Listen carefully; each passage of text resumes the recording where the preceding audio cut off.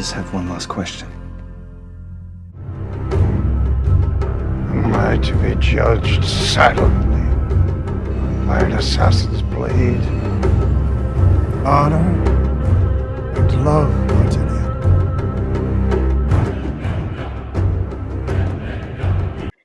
Hi there, everyone. Thank you so much for being with us on this very, very special episode of HUNAR CHARCHA. And this time we're going all the way to LA to be in conversation with an actor in Hollywood who also has a very, very fascinating repertoire in the field of filmmaking, very, very closely connected to visual arts as well. We have with us Laurence Fuller with us this time for HUNAR CHARCHA. Laurence, thank you so much for being with us. And surely it's going to be a hugely interesting conversation here for all our viewers. Well, thank you very much for having me. Lovely to be here. Laurence, I was of course going through your work and your journey, which has been very touching, very fascinating in moments, particularly for the nature of subjects that you've picked up. And I thought to start with would be fair because as far as this special video that you created on the artist Edward Hopper is concerned, this was specifically on isolation and all of us in the midst of this pandemic across the world are being able to relate to one single issue, which is in the fore of our mind across the board, across the world. I mean, I don't think the world has felt so connected and in empathizing with each other, what each one of us are going through, our physical circumstances being very similar in the midst of this pandemic. And what really caught my attention was one that even for us at HUNAR TV, when we had the lockdown here in India, we started a special series in art which was called Quarantine Art. Which was about featuring artists who have depicted moments of loneliness and isolation, and we were all going through social distancing and all of that. And Edward Hopper's work was the first that we picked for the series. It was the first artist that we picked for the Quarantine Art series. But understanding more of Edward Hopper through the video that you created, which was voiced by you, which was in the words of your father, who was an incredibly well-known art critic of the 70s and 80s. To understand Edward Hopper even better through Peter Fuller's words and through your narration of all of that, it entirely gave a far more empathetic view on what Edward Hopper was trying to say. Did that work help you even personally for you dealing with the pandemic? Because for each one of us, a lot of the starting point in conversations is on how we're dealing with the pandemic, be it irrespective of which profession we are in. Yes, well, I think artists have, visual artists in particular, are always in a very specific state of isolation. Mm-hmm. They work by themselves unless they're painting a portrait. And they're doing it for the end result of reaching somebody else who is also in some way in their own state of isolation, even when they're with their friends. When you're looking at a painting, it's sort of an intimate relationship that you're having with the painting and the person who painted it, like a conversation through time that you're having. And that this can be, I suppose this form of communication can definitely be a savior to people at this time. To think that, the marks that you leave now will still be picked up by somebody in the future, and that you're not alone, and that there's something very sort of crucial and revealing in art about time and communication. We're living through this moment now, but this time will pass, and the marks that we leave now will be seen by people in the future, or ourselves in the future. You feel it in Hopper's masterpieces like Nighthawks, with its 4 jaded figures in the illuminated interior of an all-night cafe, and in many of the pictures of office workers, travellers, hotel guests and theatre people. You can hardly avoid it either in the compelling studies of anonymous women glimpsed dressing or undressing in the cold but intimate spaces of brilliantly lit bedrooms. It even pervades the pictures of isolated buildings by railroads, or the later images of empty rooms in which no men and women appear at all. These too seem somehow dominated by the absence of the figure. It would in fact be hard to say anything convincing about Hopper without stressing the loneliness thing. His paintings are so conspicuously about vacuity, sadness, futility, emptiness, and yes, experience of isolation on the fringes of the American dream. Do you think people in the creative field are playing a far more important role today in adding therapy to people's life through their artworks, through their creative skills? Yeah, I hope so. I hope there is something to do with creative work that has to do with hope. You know, that it can be a source of hope. Yes. And in times like this, it's great to, you know, just have a library of brilliant books to read and great films and a catalog of you know, great art books. Mm-hmm. And you know, social media has made us all so connected now that we can find new art on Twitter and Instagram, and we can find new creatives and ways of expressing ourselves. So I think, yeah, I mean, I've definitely seen there's a huge sort of surge of creativity going on from people in their homes. And that is one positive thing, isn't it? It's giving people the time and giving people the time to be creative. Yes, a lot of people are beginning to and have now a lot of time at hand as well of tapping into their own creative, which they probably left behind or forgot. They're also rediscovering themselves, but this is mostly always driven by a creative skill, by the arts. Yeah, I think a lot of people had, you know, a lot of people have secret passions while they go to their day job, and they think, you know, what if only I had the time, I would do this, and now they do. So that's interesting. It'll be really interesting to see what is created coming out of this when the world returns.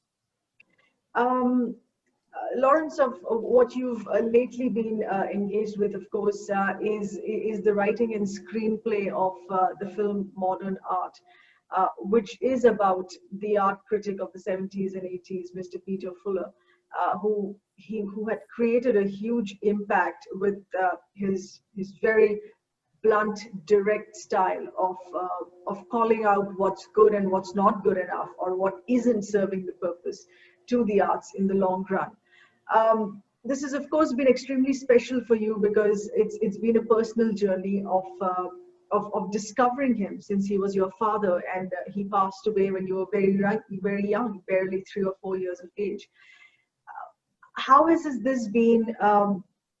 Firstly, I want to tap on how this has been as a personal journey for you, apart from knowing his work or what is largely known to the world, but for you in discovering more of your father through the screenplay, in revisiting his writings, in revisiting his contribution to the arts.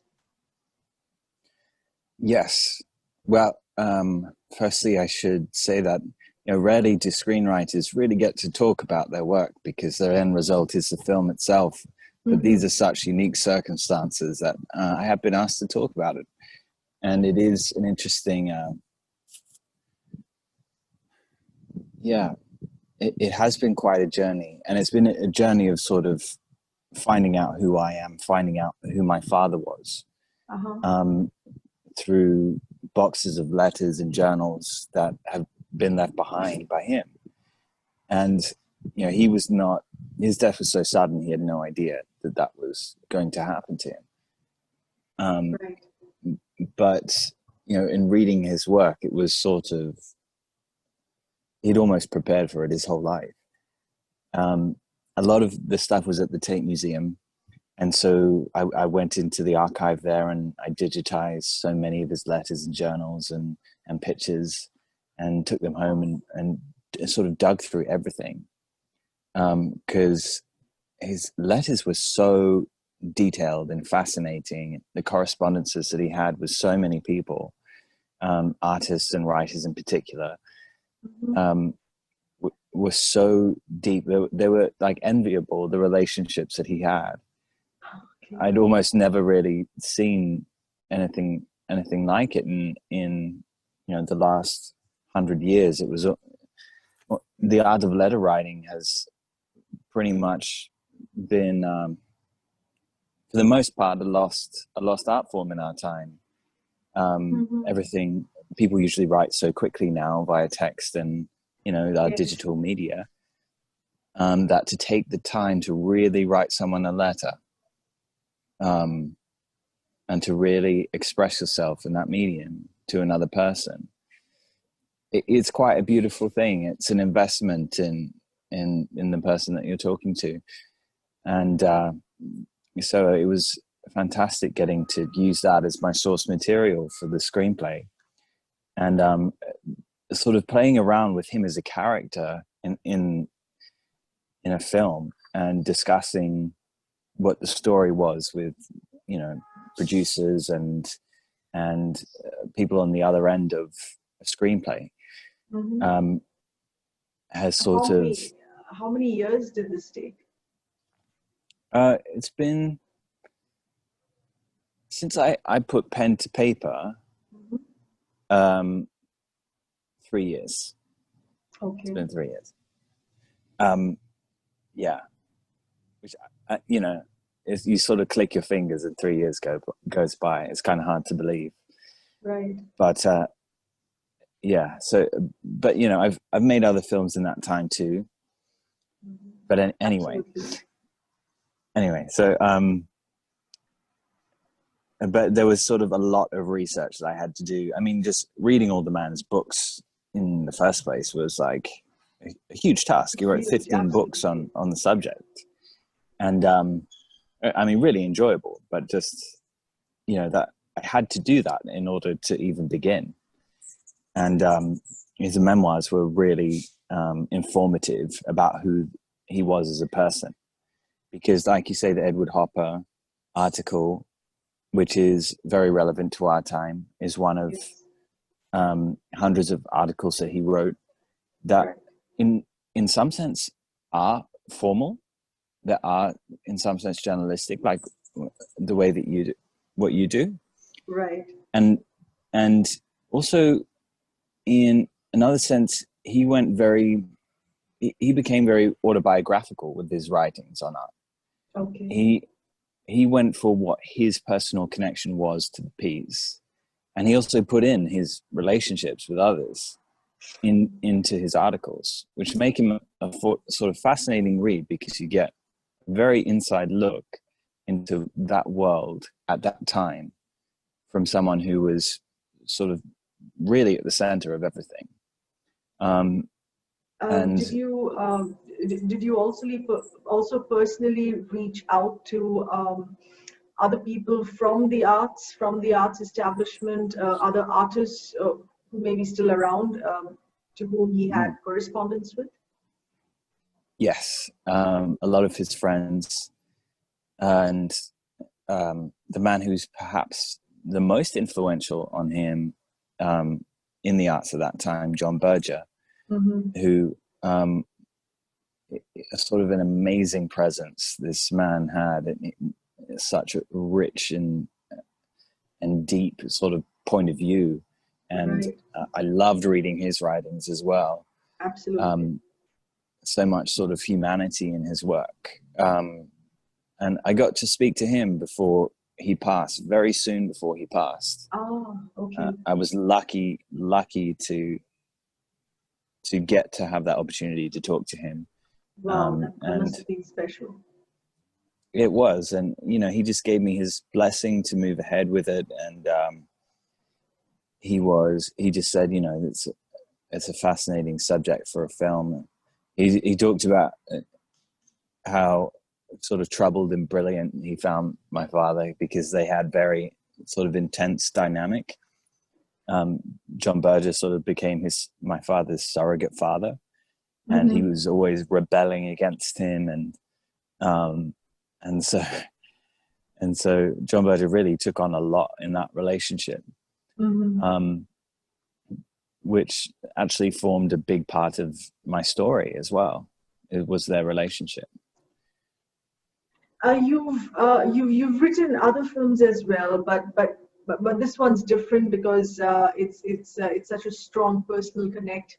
It's an emotional connect. But how much do you think you've been able to distance yourself to have subjectivity on it as well? Yeah, that's been interesting. I think really because I didn't know my father as a man, I think enabled me to do that.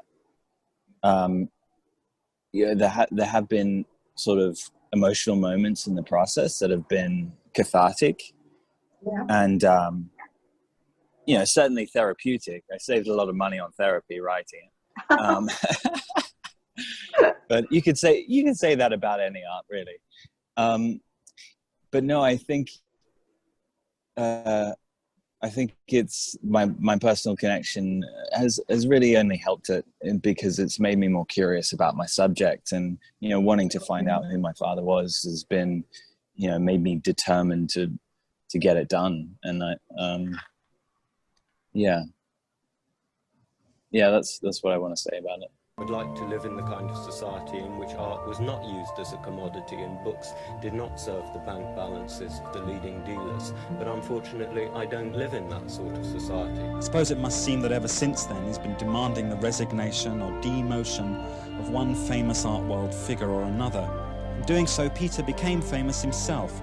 By the time of his death, was the most talked about critic in Britain. I find this absolutely... Nobody said that. Nobody said that. Okay, I think great art makes great demands upon us. I think it has its own kind of terrible, awesome beauty, which comes out of the sheer scale, the power of the thing. He changed the British art world, and his writings will go on shaking people's assumptions about art. He's irreplaceable. But not everything in this exhibition is so excruciating. Perhaps all that stuff ought not to have been shown. My name is Laurence Fuller. I'm Peter Fuller's son. My father died in a car crash in 1990. I was 3 years old. I survived the crash from the back seat, and I made it my life's mission to tell this story. Do you think subconsciously your parents' inclination towards visual arts has also influenced your choice of films as well, with your father and your mother being a sculptor, she being a practitioner of the arts as well, because you've played an artist in a film. You've written a film of being possessed by an artwork, be it Possessions or be it Paint in Red. Does that do you naturally gravitate towards that in someone who's more involved with the visual arts? I mean, you're keeping your pick of your profession and still tapping into the visual arts as much. Yeah, I think there's basically everybody grows up wanting to step out of the shadow of their parents, really, especially when you have such sort of talented and interesting figures as my parents were and are. My mum is still around. And so film was my way of doing that.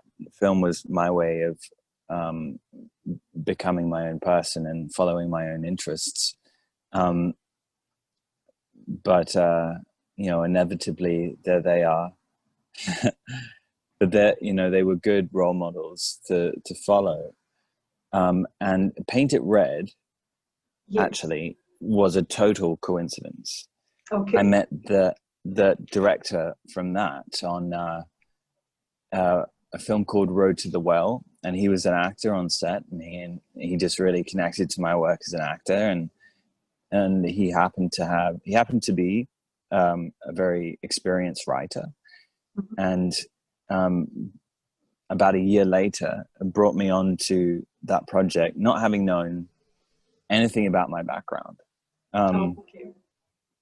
I think I asked him about halfway through the rehearsal process, like, do you know that I come from the arts? And he was like, no. And he didn't even want to know. He was very much, I mean, he was used to writing gangster films. And it kind of is a gangster film, but my character just happens to be a painter.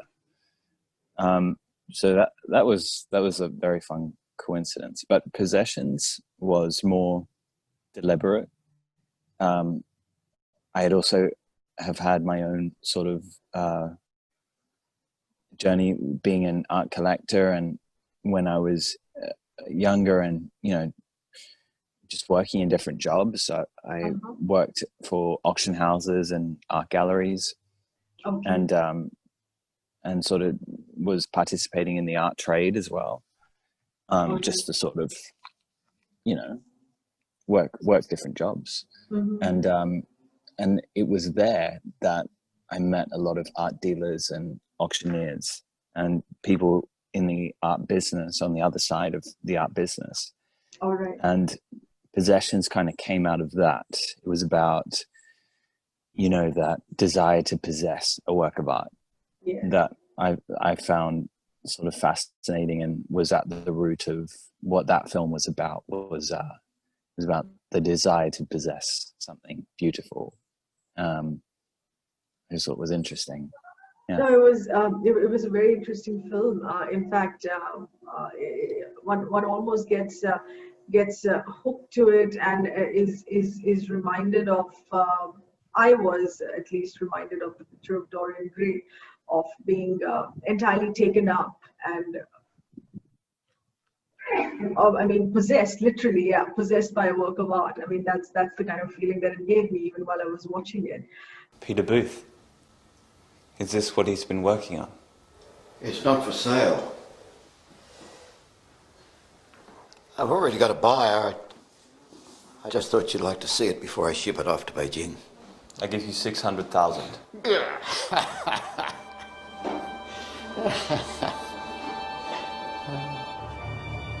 I'm sorry to disappoint you. How much do you want for it?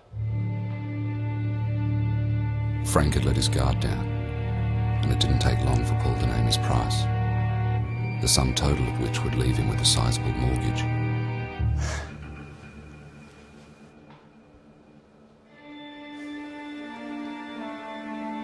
You're serious? Most men would have lost their nerve. Most men would have wilted and walked away. But Frank had stared into the painting just a moment too long. It's his best work yet. Really? Why do you think? The texture. I don't know how he did it. So bold.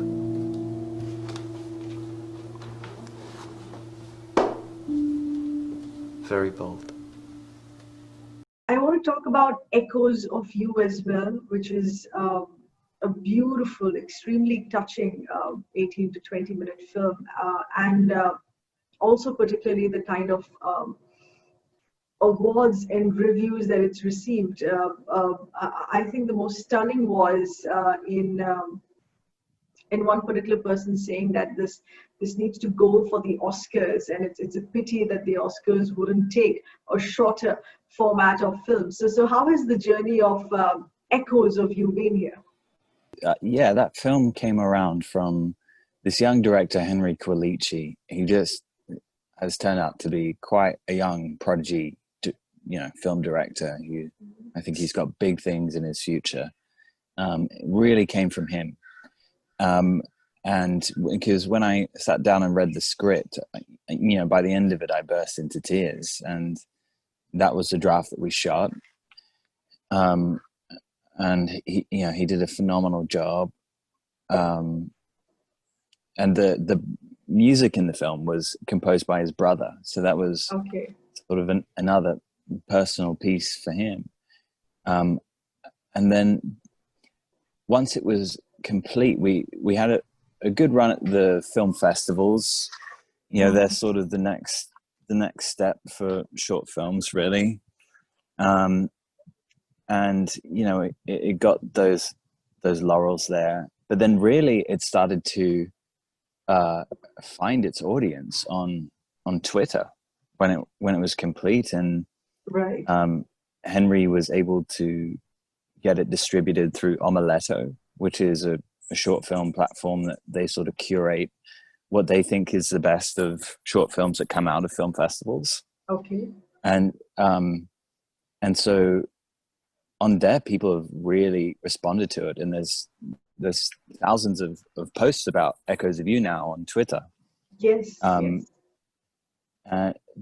It seems to have really caught a moment, I think, and when people see it, it really sort of touches them, and they find it timely.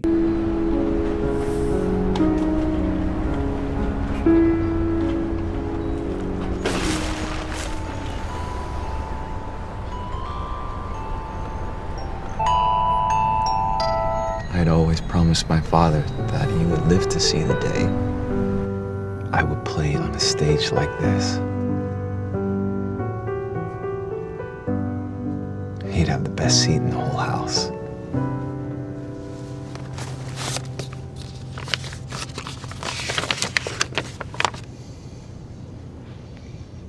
This was my gift to him.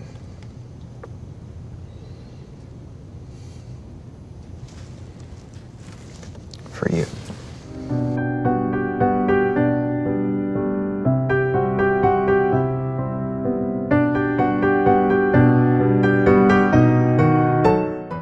It's a very beautiful, sensitive and subtle performance, and also to understand the kind of preparation on your part, on learning music for a year, all of that went into making this as well. How much of it do you think has stayed with you even now? It's about being conscious of what you say or what you do with somebody in the present, because 20 years from now it could well come back. And in this instance, it comes back in an incredibly positive way. The boy goes from being homeless to an accomplished pianist, because of the actions of this musician. And he didn't give him, that allegory of teaching a man to fish, he didn't give him money. He didn't give this homeless boy money so that he could go off and spend it right away. He taught him a trade. He gave him a gift to give to others. Yes. And also a huge part of him. He gave him his music, his composition. Yeah, his composition for him to go off and learn and play himself. Yes. And I suppose it's really a great allegory for teachers. Teachers are people who are very undervalued in this country. I'm in America right now. And with everyone being home from school, I think the value of teachers is really coming to light. That's so true. That's such a beautiful observation, because we see that happening at home every day, across Indian homes, where all of us have also switched to online school, and for the first time we're beginning to watch teachers for our children. It's an insight every day on how they've been handling their students and how they've been handling our children. That's so true of what you said. I mean, one is only getting more appreciative of what they do with our children. I think Echoes of You sort of taps into that feeling of, you know, slow down and think about really where things come from in one's own life as well. I think that's something that this whole period in time has really affected, I know has affected me, and it must have affected a lot of people. Like the subjects in Edward Hopper's paintings seem to be in a moment of revelation about how they've gotten to where they are, and what are the things that have led them to this place. Mm-hmm. I know there was sort of every morning I would wake up for months thinking it, and almost in a state of both confusion and revelation. How have I gotten here? You know, piecing together the steps and the days that have led me to this place and this moment in time. Because before that, I was just running,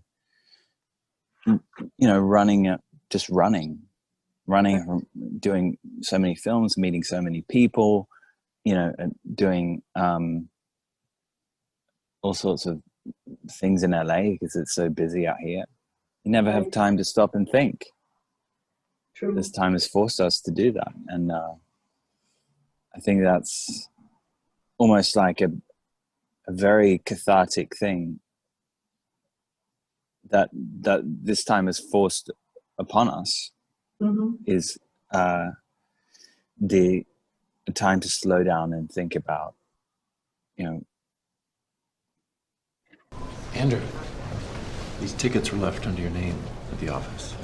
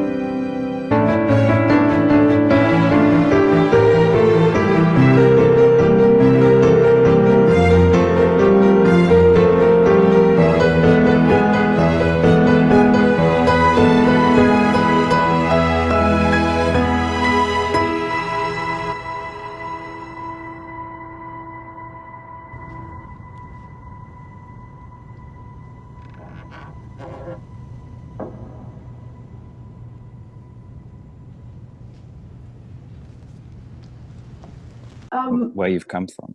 It's interesting, Laurence, that you say that it's still cathartic in all these months. I think because it has been so many months. It's been 5 to 6 months now, and it was therapeutic for a while. But there are a lot of people who are getting restless now, who think that they've done enough of being with the moment, and they want to get back to a lot of things that they've put on hold. Do you ever feel that? Oh yeah. I mean, yeah. I mean, I rarely give myself the luxury of just sitting around and thinking.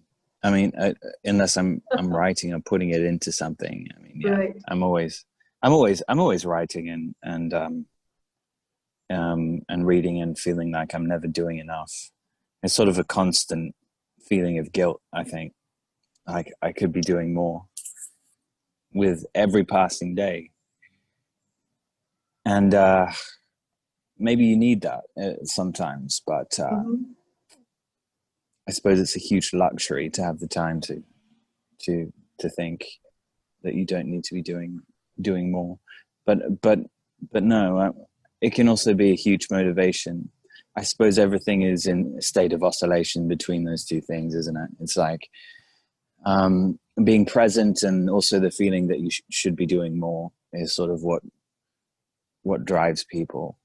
What are you going to be doing next? What is it that you're working on right now? Of course, currently it's a lot about modern art, the screenplay of which has also just won an award as well. Congratulations for that. Thank you. Are you writing something for the next project, or is it currently a focus still on modern art, or of course taking it forward?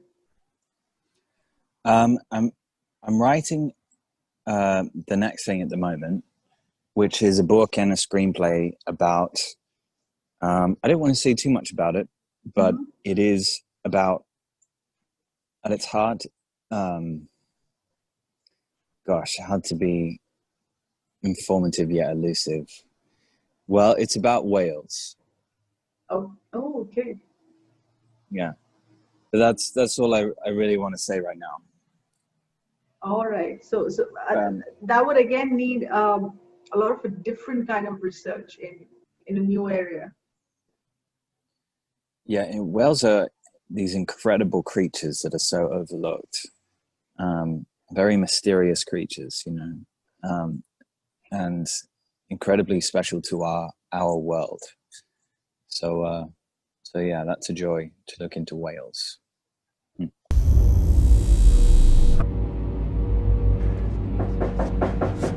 Karen, open up. Leave me alone.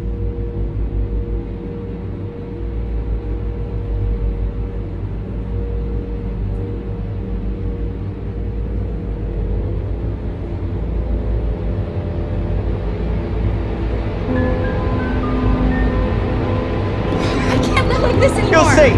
One day my paintings are going to be worth millions. Are you hiding something here? No. What's going on?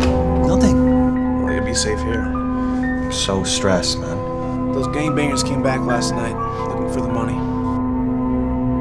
How do you balance two separate skills of writing for screenplay and being on camera, acting as well?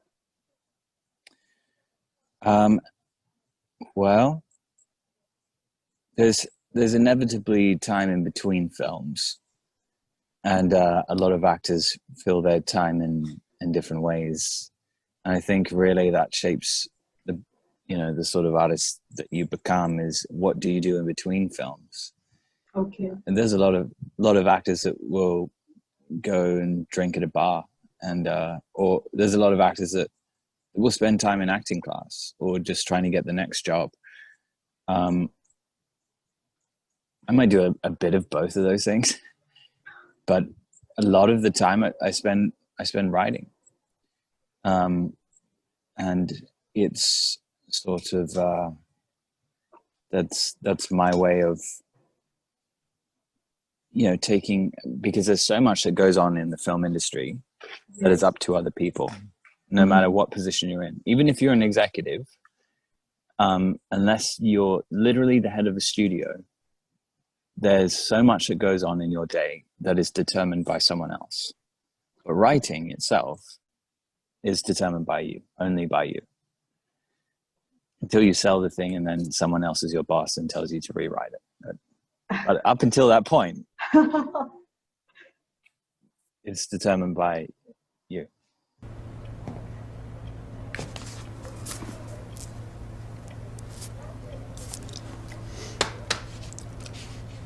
You going on a honeymoon? Yeah, we're going on a honeymoon. That must be nice, huh?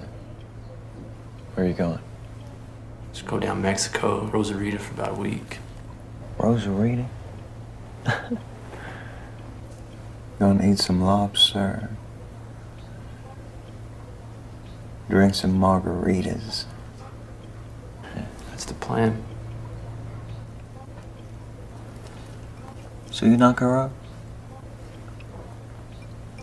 I don't think that margaritas are good for babies. About characters that you play on camera, characters that stay with you and also tend to alter your personality. How does one decide when to stop that from happening? You can't is the quick answer. Okay. You can't sort of unsee something. You can't unexperience something that you experience. What you take away from it is about context and how you deal with how, you know, the mechanisms that you have inside of you that deal with different challenges that come up in life in general. So for better or worse, it's about how you deal with problems in any situation. You know, if you're going through like a dark character, you mean, it's about the context of what you take away from it. Because the inner work that you do on or the one does on a dark character doesn't necessarily have to be all dark and sort of traumatic on the inside, even though it might come out that way in the edit. Because it's always about finding what drives people and what is going to connect you emotionally to the material. And that can look very different on the inside to how it comes out on film. So you can't control how you can't control being affected by things. I think that's that road will you know, it's a wrong road to take. It's accepting that everything that happens and everything that you put into yourself is going to affect you, but to shape that in a context that's healthy for you. Right. Has there been a character that you've played that has affected you most compared to other films that you've done? Yeah. A film called Road to the Well, yes, which is this very like quirky independent feature film. It was the first lead role I had in a sort of dark thriller like that. And the director John Savak, who studied philosophy and is very much like a young P.T. Anderson. In the month of rehearsals, he gave me these books like The Stranger and Crime and Punishment and these different philosophy books, and he wanted me to put it all into the character. And I guess the whole immersion into that world was so intense, and the film itself is very intense. It's about this power struggle between these two friends that it really, I know Micah, my co-lead, also had the same experience. It was like life before Road to the Well and life after Road to the Well. Fear of the man, the monster in the well. He looks up at the monster, looks down at the dragon, and then he sees what looks like honey on the leaves of the twig. And he just starts licking.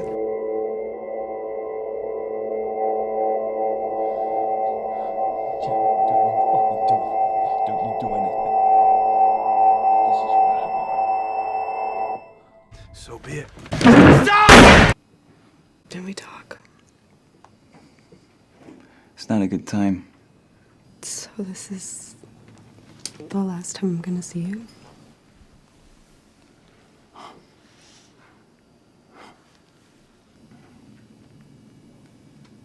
Okay, you need to leave. You look at me in the eye and you be honest with me. We need to cut her up. I'm not cutting her, okay? I'm not cutting up a fucking dead body.